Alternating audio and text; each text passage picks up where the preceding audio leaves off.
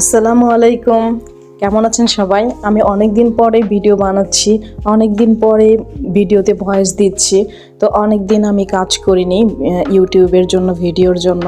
আসলে আমি সময় পাইনি, কারণ আমার ছেলে স্কুল শুরু হওয়ার পর থেকে আমি এত বিজি যে আর ওর পিছনে পুরোটা সময় আমার চলে যায়। স্কুলে দেওয়া নেওয়া, সংসারের কাজ করা, আবার ঘরে ফেরা, ওর এখন হোমওয়ার্ক থাকে, ওকে নিয়ে বসা, সব মিলিয়ে এখন আমার আর সময় হয়ে ওঠে না। তারপর আমি চেষ্টা করেছি যে একটা ভিডিও মেক করার জন্য, কারণ অনেক দিন ভিডিও দিই না। তো গত সপ্তাহের ভিডিও ছিল এটা, শনিবার দিনের জন্য।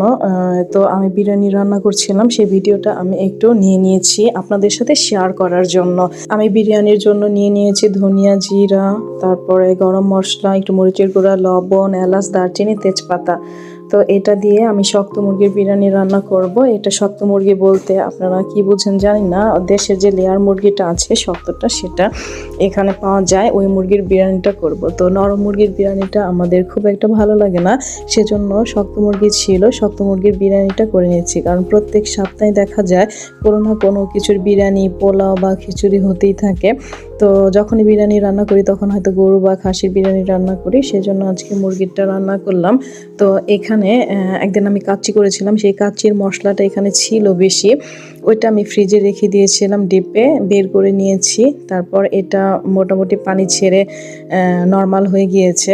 এই মশলাটা থেকে আমি 2 চামচ দিয়ে দিব। আর এখানে আছে বাদাম পেস্ট, কাঁচামরিচ পেস্ট, তারপরে জায়ফল, জৈত্রিক, এগুলি পেস্ট একসাথে মিক্স করে তারপরে আমি এটা দিয়ে টক দই দিয়ে দিব, ভালো করে সুন্দর করে মাখিয়ে নিচ্ছি।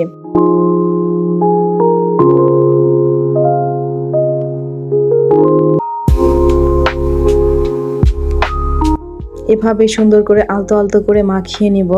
এরপরে কিছুক্ষণ রেস্টে রেখে দিব। রেস্টে রাখার পরে তারপরে ফিরে যাচ্ছি আমি প্যানে। তো প্যানের মধ্যে তেল দিয়ে এরপরে পেঁয়াজ কুচি দিয়ে দিব। পেঁয়াজ কুচিটা সুন্দর হয়ে আসলে এর মধ্যে কিন্তু আর মশলা দিব না, কারণ মশলা তো মুরগির মধ্যেই দেওয়া আছে। এটা তো আমি ম্যারিনেট করে রেখেছিলাম প্রায় 1 ঘন্টার মতো, আধা ঘন্টা 1 ঘন্টার মতো। মুরগির মাংসের বিরিয়ানি যখন করবেন ম্যারিনেট করে রাখবেন, দেখবেন এই বিরিয়ানিটা খেতে খুব বেশি ভালো লাগে। এটা যে মাংসেরই হোক না কেন, ম্যারিনেট করা মাংসের বিরিয়ানিটা অনেক ইয়ামি হয়।